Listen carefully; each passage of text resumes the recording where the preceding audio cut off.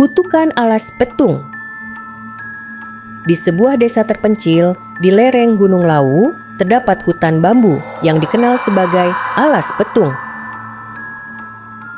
Hutan itu lebat, batang-batang bambu menjulang tinggi, dan ketika angin berhembus, suara berderitnya menyerupai rintihan manusia.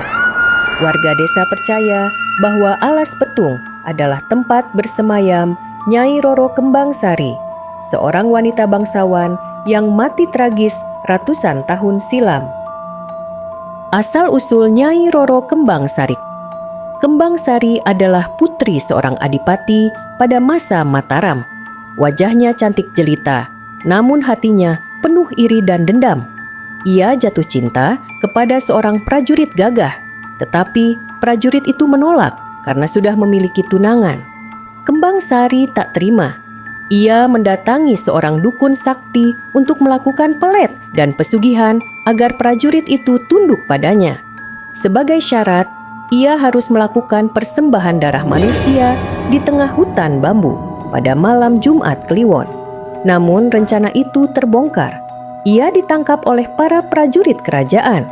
Malam itu, di tengah Alas Petung, ia dihukum mati dengan cara ditanam hidup-hidup di dalam lubang, sementara tubuhnya diikat dengan batang bambu. Sebelum mati, ia menjerit dengan suara menggelegar, "Aku akan kembali. Siapapun yang masuk hutan ini akan kuajak menari sampai nyawanya habis."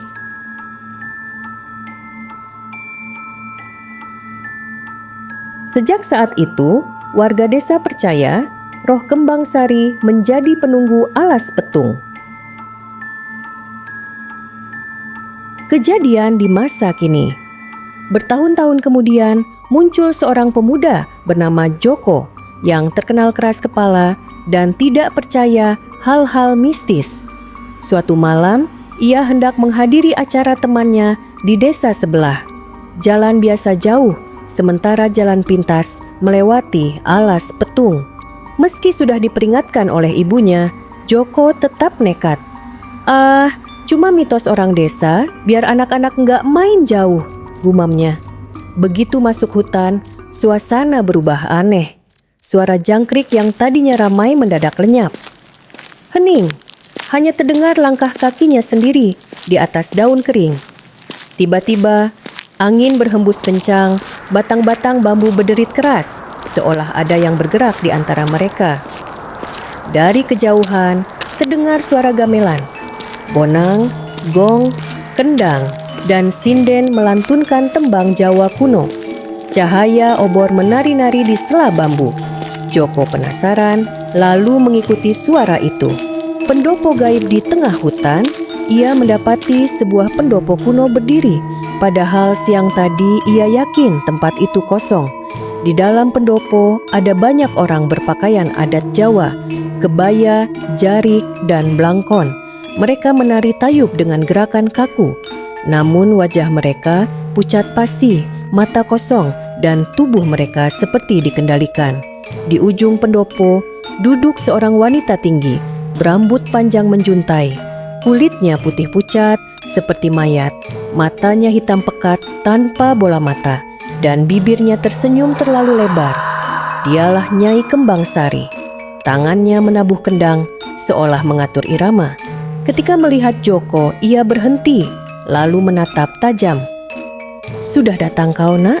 Ayo ikut menari denganku." Sekonyong-konyong, semua penari berhenti dan menoleh ke arah Joko bersamaan. Tatapan mata kosong mereka menusuk, membuat bulu kuduknya berdiri.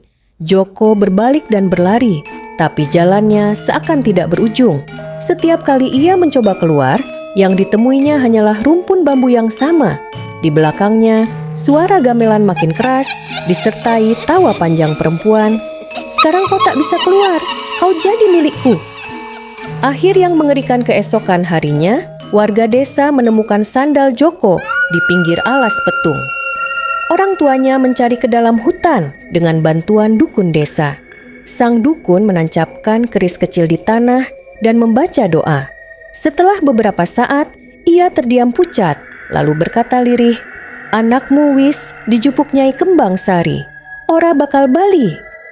anakmu sudah diambil Nyai Kembang Sari. Ia tak akan kembali.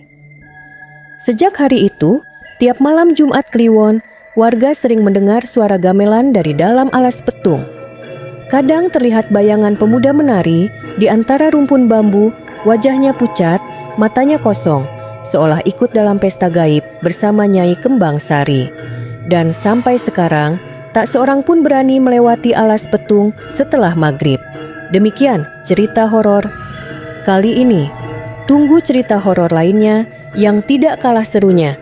Agar tidak ketinggalan, jangan lupa like, komen, dan subscribe.